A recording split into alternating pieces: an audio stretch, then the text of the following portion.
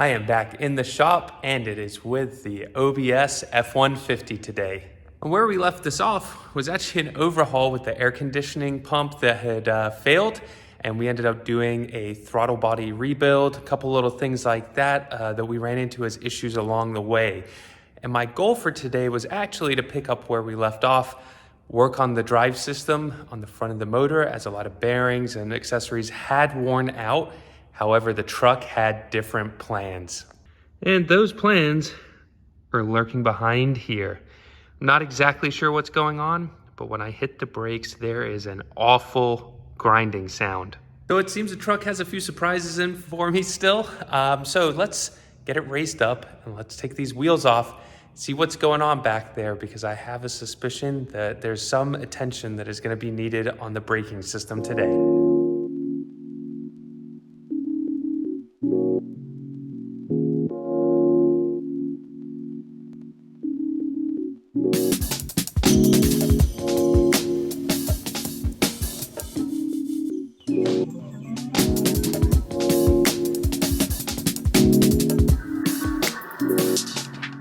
Well, that was a fun first step. I guess when I had the new tires put on the truck, they went to town with the impact gun. Even using mine, it really struggled to get some of the lug nuts off. However, they're off, and as you can see behind me right here, we have a rotor, and we also have the locking hub. And I'll show you what we've got to work on next so I can actually get this rotor off. And I think we can also see here lots of scratches, and if we get real close on the brake pad, that is looking extremely low. So what we're gonna do, we have to get basically this whole assembly off, I guess, to get the rotor off. So I'm gonna work on that now. Probably do a little time lapse here because I think it's gonna be a little tedious. And you will meet me back once we have this assembly removed from the axle, and then we can start working on getting the rotor off.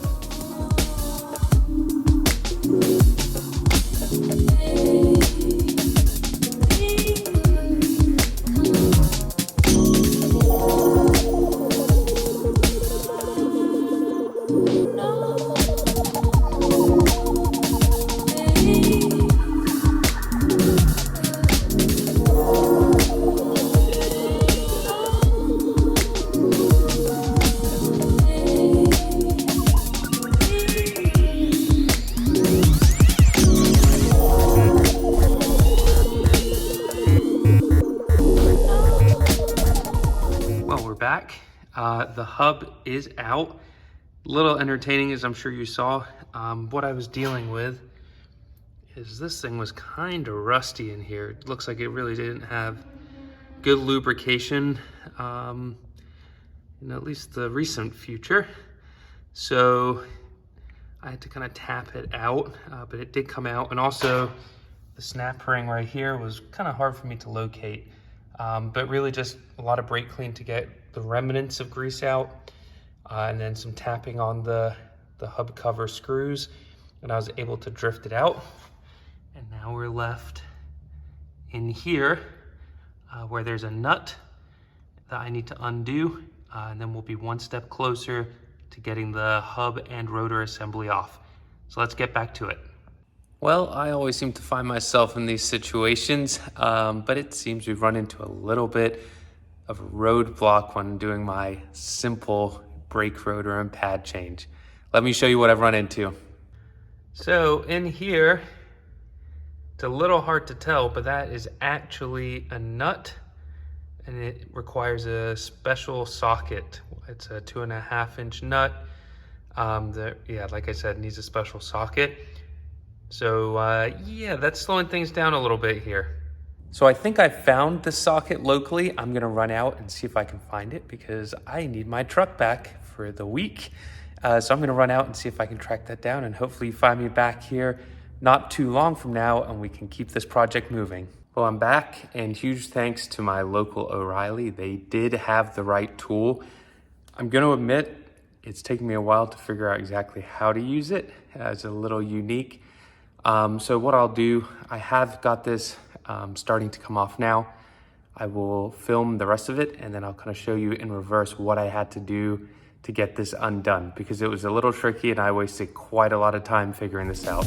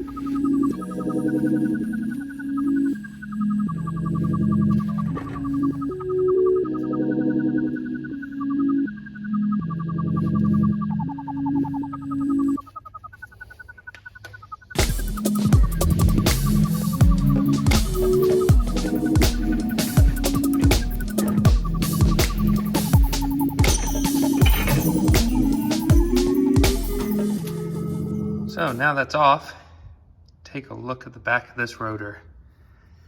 This thing is really scored. And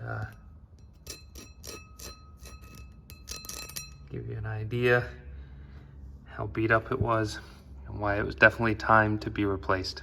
And here's the better of the two of the brake pads. And that's the not so good looking one.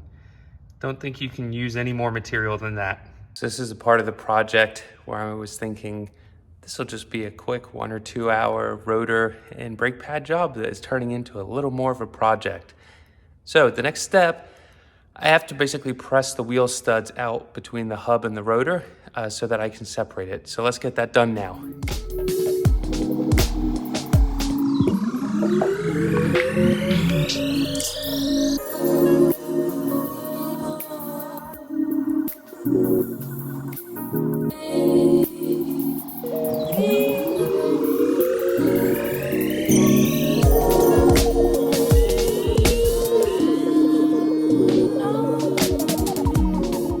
The old hub off and separated. I just used a wire brush to clean this. Thankfully, it's a Florida truck, and actually this came apart relatively easy. Yeah, I hate to think how much of a nightmare this could be if you're up north. So I got this shiny new rotor here. Let's take it over. We'll go get it by our new hub. And let's start putting this thing back together on this side.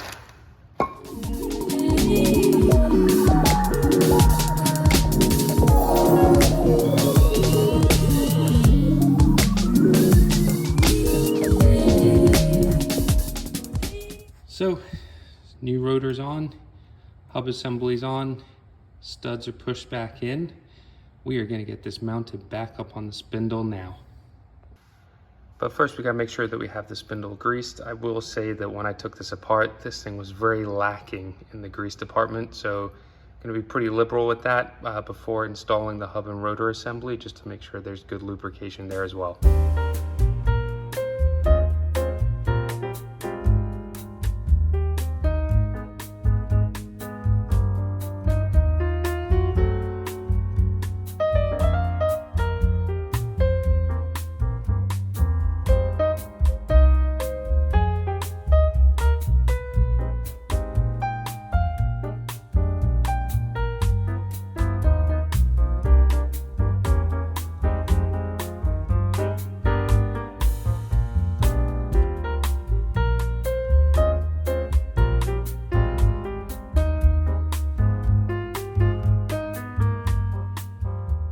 Well, thank you for following along for another Low Tech Garage side quest as we had to rebuild the hubs here. Certainly was not expecting this, but we have new rotor on there and the hub, say rebuilt. I repacked everything with grease and it was definitely lacking in that department. So hopefully that should keep things nice and lubricated in there and sealed up and clean. So we're gonna get on, we're gonna get the brake caliper down. I've just got it kind of resting up on the frame rail. And then I'm gonna put the new brake pads in and we'll be one step closer to having brand new brakes on this truck. All right, well, here's our brake caliper. And as you can see, the piston is pretty much all the way out. So I'm gonna use a C-clamp and I'm gonna press this back in all the way so we have room for our brand new brake pads. So I'm gonna do that now, and then we will load this with the new brake pads, get those nice and lubricated where they need to be, and we'll get this caliper mounted back on the truck.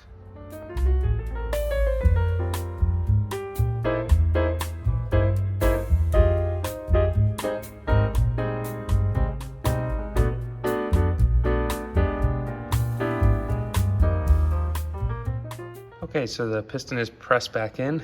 You may have noticed I disappeared for a minute. I guess this was extended so far out that actually when I pushed the piston back in, it was overflowing the reservoir. So I had to scramble a little bit to do a little cleanup there. And admittedly, I used a turkey baster to pull some extra fluid out of the reservoir so I don't run into this again when I do the other side. So this leaves us with our brand new brake pads.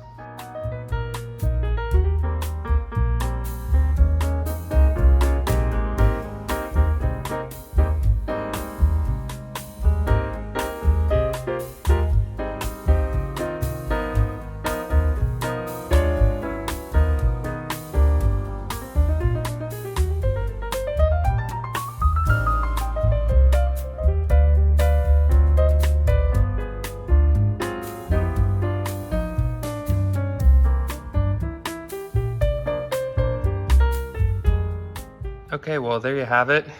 Found that putting the brake pads in first and then just slotting the caliper in is definitely the most efficient way to get the caliper back on. So we have brand new pads. We've got the little clips up here, they're new. We have the anti-squeal and seize grease on the back of the pads, so that should keep them quiet. We have a brand new rotor, and we have basically disassembled the manual hub and repacked it all with grease as part of the removal and reassembly. Something on mine, this used to be an auto hub truck, so that was kind of the holdup for me. I had to go buy a special tool to get the nut out because it was for auto locking hubs and I have manual. So that kind of threw me through a little bit of a loop, but nonetheless, we have new brakes. So the fun part of all of this is now I have to go over to the other side and do it all over again. Now I'm hoping it's gonna be a little bit faster than this time around because this took me a few hours of messing around and figuring out how to do it. But I'm gonna jump over here, I'm gonna swap everything over, and you'll meet me back once I've got both sets of brakes done, and we can get this thing back on the road, and it's another thing off the list on our new truck.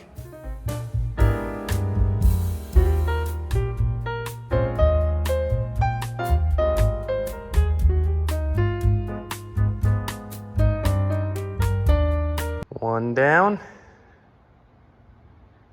and one to go. And I really love this truck and have some big plans for it that I've been thinking about doing over the last couple of weeks, and I cannot wait to share them with you and bring you along with the journey as I turn this into my dream OBS as well. But enough of that, let's get on with the side over here and get the brakes done, get back on the road. Does anyone know how rare this Portofino blue color is? I think it's a 96 only option. Certainly do not see it very often, but man, do I love it. And I'm so pleased that I found this truck in this specification. And who doesn't love some blue interior, even if it needs some love?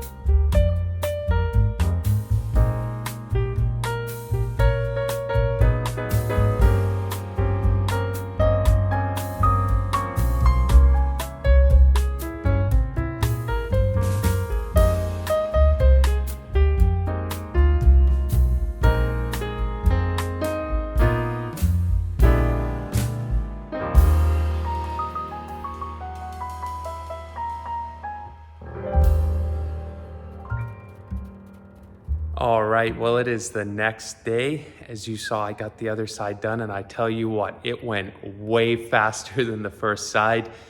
Obviously, knowing that this used to be an auto-locking hub truck meant I had the right tools and I knew how to take things apart this time, which made things way easier. I did get to test drive the truck last night, and man, it brakes so much better, pulls up really good, and obviously no more grinding as well, which is awesome. So definitely a success. Also a little bit of a surprise, but you know what? That's what comes with having these old trucks. And as I've told you all, my plan is to mechanically restore this thing before we start getting into the cosmetics, so it's nice and reliable for me in the low-tech garage. So with that, if you did find your way to this video because of the OBS content, As you can see, I have plenty of it. There's plenty on our old F-150, the red one that sadly is no longer with us.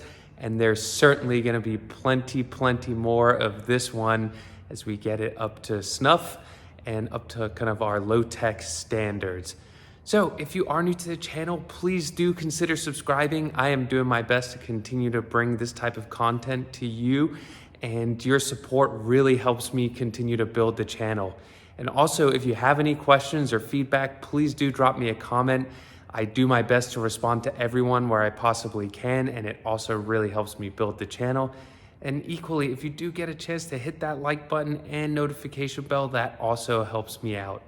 But with that, like I said, I hope you found this informative. I hope you enjoy this series as we get the truck back on the road and properly reliable. And with that, I'll catch you on the next episode.